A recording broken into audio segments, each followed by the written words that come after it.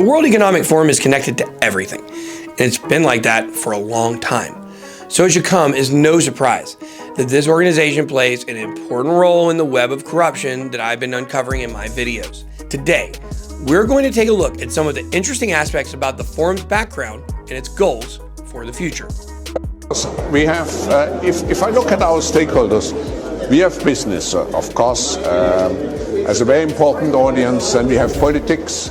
We have continuous partnerships with many governments around the world.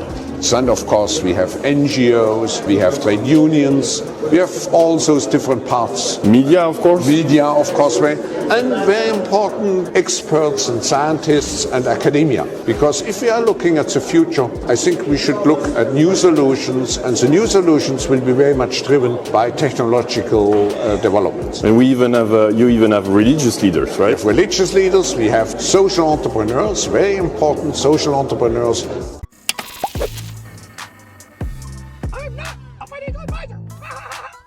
Welcome to the channel. I'm your host, BitBoy, and today we are getting deep. If you want your political, financial, and historical IQs to increase, watch this entire video. Add to the discussion by joining me on my Discord server. Link below and on the screen is a new home base for my community. We have a new world finance channel where you can talk about all the stuff you see in these videos. The World Economic Forum was founded by Klaus Schwab in 1971 and quickly began to connect with different political, business, and finance leaders all over the world. Before he started the forum, he worked for a Swiss industrial company called Escher Weiss. He got the job because his dad was a high-ranking manager there for decades, going all the way back to World War II. Switzerland was famously neutral during World War II, which meant that companies like Escher Weiss were legally allowed to do business with the Nazis, and that's exactly what they decided to do. Escher Weiss had a factory in Ravensburg, southern Germany, where they used forced labor to produce flamethrowers for Nazi soldiers. This is what Klaus was born into. He was born in Ravensburg in 1938, so of course he wasn't involved with any of that, but it's still important context. Klaus did end up working for the Escher Weiss company though, and served on the managing board from 1967 to 1970 before starting the WEF in 1971. So, how did he go from managing a relatively obscure company to becoming a major global power player? In the years before founding the WEF, Klaus began studying at Harvard, took a class that was taught by Henry Kissinger, one of the most notorious deep state goons of the 20th century. Kissinger was the protege of David Rockefeller and was deeply involved with multiple presidential administrations spanning over decades. Klaus Schwab said that meeting Kissinger changed his life and inspired him to start the World Economic Forum. Don't take my word for it though. Listen to both of them describe how it went down. And you mentioned David Henry Kissinger, and I think he first was noticed by the Rockefeller family after he wrote a very erudite work on nuclear weapons and nuclear war back in the late 1950s. Nuclear weapons and foreign policy. Right. Yes. It was then published, and from that time on, he became pretty close to the Rockefeller family. Well, he did. Actually, I guess I was the first one who got to know him because he was a member of an organization called the Council on Foreign Relations in New York, and there was a study group at that time that he, as then a young instructor at Harvard, presided at.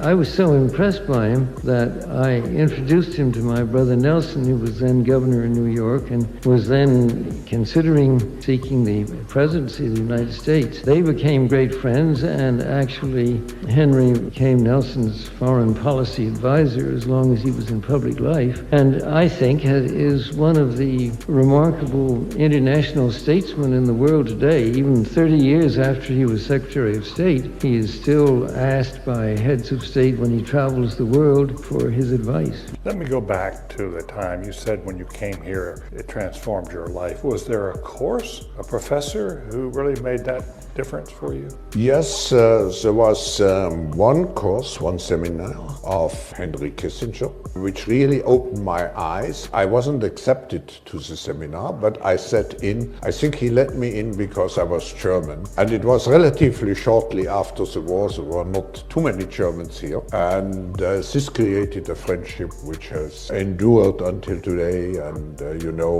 Henry has been several times in Davos. And I think it was mainly participating in his seminars that I developed my interest for geopolitical affairs.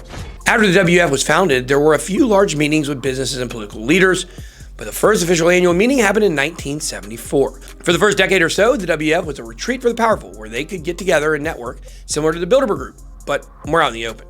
In the 1980s, it started to take a much more serious tone and started to become the center of major global events and news stories. Greece and Turkey publicly agreed to a truce there after they were on the brink of war.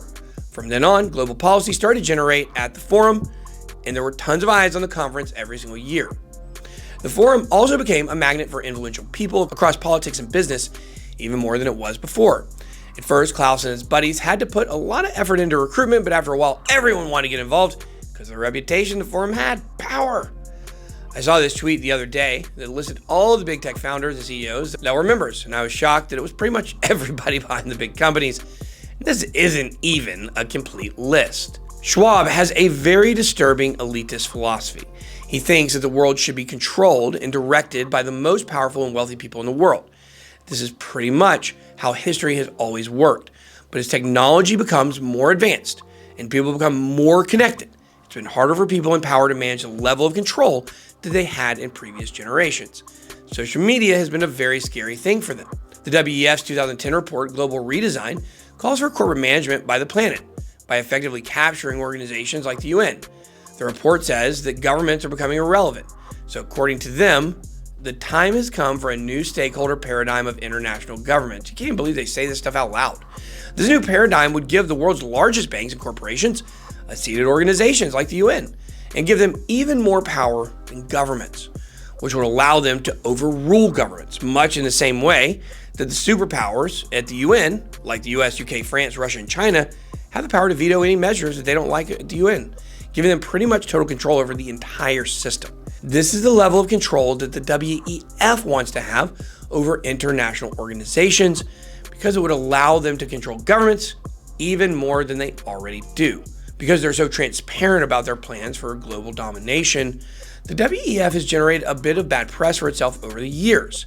This got even worse after they published an article in Forbes in 2016 called "Welcome to 2030. I own nothing, have no privacy, and life has never been better."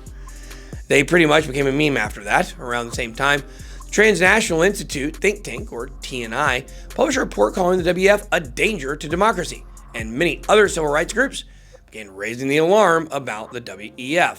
There was a big shakeup recently at the forum, with Klaus Schwab stepping down from his role as president of the organization after 50 years.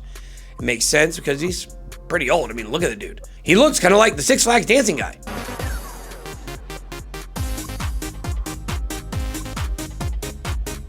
But many people are expecting him to carry the title to the end.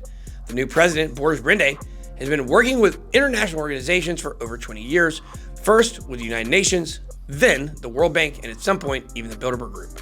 So Klaus is stepping down, but his replacement has had the same mentors and carries the same worldview, so we can expect a seamless transition into the new generation of the World Economic Forum. This raised an interesting question. Was Klaus the puppet master behind the scenes, controlling global events through all of his connections? Or was he just a front man for the people who are really in control? Stay tuned. That's all I got. Be blessed. BitBoy out.